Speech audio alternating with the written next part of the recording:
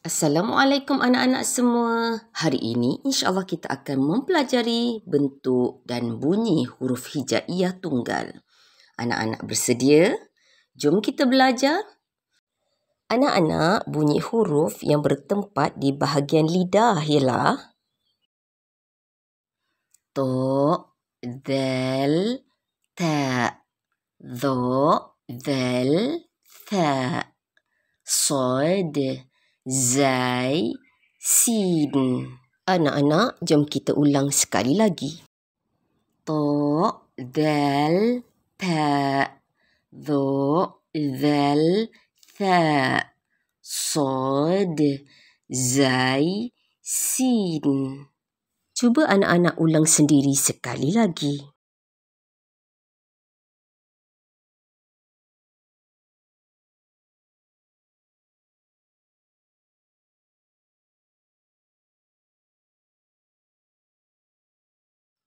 Wah, pandainya anak-anak.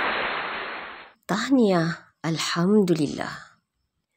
Bagi anak-anak yang masih belum dapat lagi menyebut huruf hijaiyah tunggal, bahagian lidah, cuba lagi ya sehingga dapat. Selamat mencuba. Sehingga bertemu lagi. Ma'assalamah wa ilal liqa'.